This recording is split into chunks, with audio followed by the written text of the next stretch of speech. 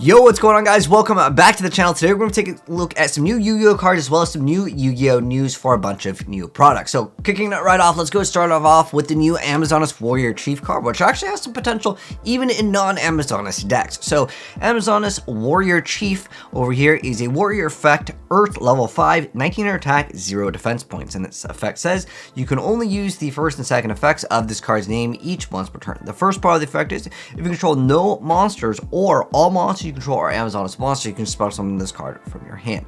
The second part is if this card is normal or special summon, you can set one AzneyesWhitedragon spell/trap or one polymerization directly from your deck. Also, you can only attack with AzneyesWhitedragon monsters for the rest of this turn. So obviously a free like warrior that you can special summon, yeah, is sold instantly. You can even mix this in a lot of different decks. There's a lot of different decks that can make great use out of just that polymerization card. I mean, obviously with AzneyesWhitedragon you can go Onslaught, that's a pretty good card. There's tons of other AzneyesWhitedragon cards, but that's one that comes to my head because I remember it in like Duel Links. But nonetheless, just being able to get a free special summon that could be like an Earth or could just be a warrior or level 5, and then being able to directly set that one card instantly could be used for other decks turn 1, not even for AzneyesWhitedragon, but you can set up a 6 negate board, or you can completely destroy your opponent's board. I don't know, like the Fluffles, you can go and pop everything, and then you can set up to the point where your opponent cannot play with like Scythe Lock. So even if you don't get your battle phase, or if you're going turn 1, you have no battle phase anyways, it's really not that bad. So I think this card has maybe more potential actually in some other crazy decks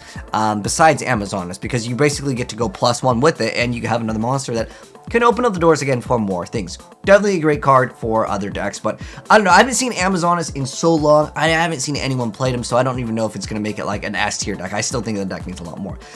Next up, though, this is more Dimension of Force news is for reveals. They basically are doing this in the TCG where they have some other YouTube content creators, which is awesome. They show them some new cards and they kind of like hype up a set, right? Now, I've covered these cards a long time ago before they came out.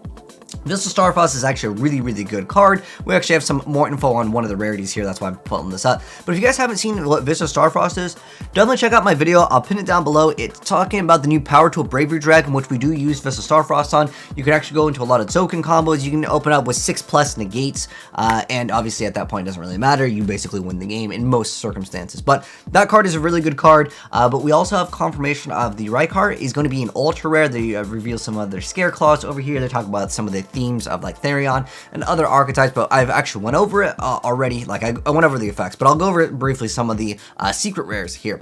But in addition to that, the Starlight rare reprint is Ghost Bell and Haunted Mansion. So if you guys are interested in that, that's what the Starlight rare is going to be in here.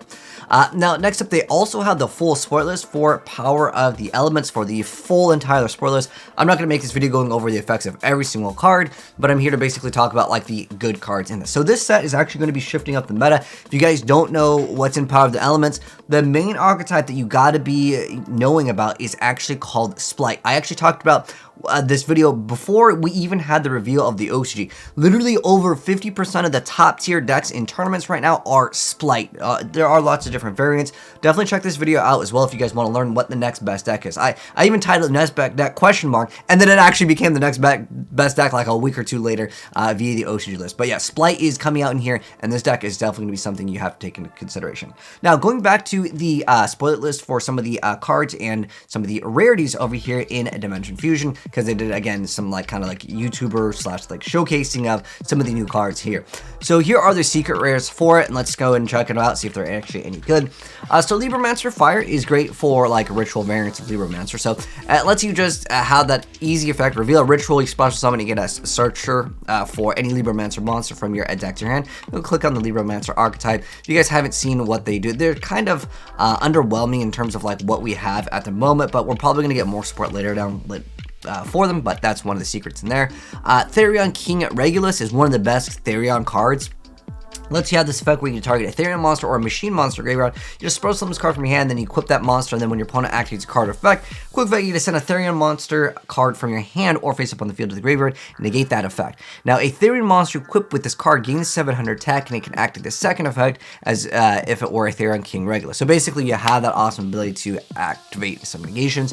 There's also a Lily Boria over here, another Therion card. It's basically another searcher. It lets you target a Therion monster or a plant monster monster in your graveyard, you get a special summon it and then equip it, and then you can send one card from your hand or field to the graveyard to add a Therion spell/trap from your deck to your hand. So another searcher, it has another bonus of 700 attack, that helps it out. Then there's Illegal Knight. This card will definitely see some play in a lot of different like niche decks, maybe in some like anti-meta/control variants, but it's a good card.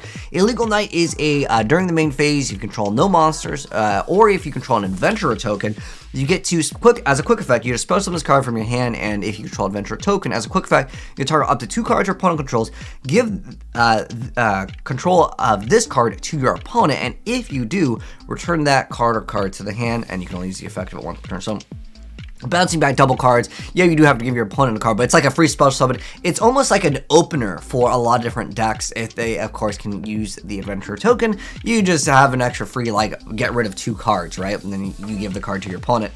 Not that it really matters. The stats on it are okay, too. It's a 2000, it's level 7, but more than likely, you're just going to destroy it or pop it or bounce it back, whatever you want to do. Could be a very good card indeed. Next up, there's AzneyesWhitedragon Pendulum Dragon. This is interesting because it's a pendulum ritual over here. Its pendulum effect is it lets you add a ritual spell from your deck or graveyard to your hand, then you get to return this card to the hand. So being able to cycle things, definitely not too bad for that pendulum effect. And then for the monster effect, you can ritual summon this card with AzneyesWhitedragon Advent, but realistically, I haven't really seen people play like those variant decks. I'm not going to go over the rest of the effect, but it's just the first part of the effect is a pretty decent effect, because the monster effect, yeah, good luck. In like competitive Yu-Gi-Oh, I'd say.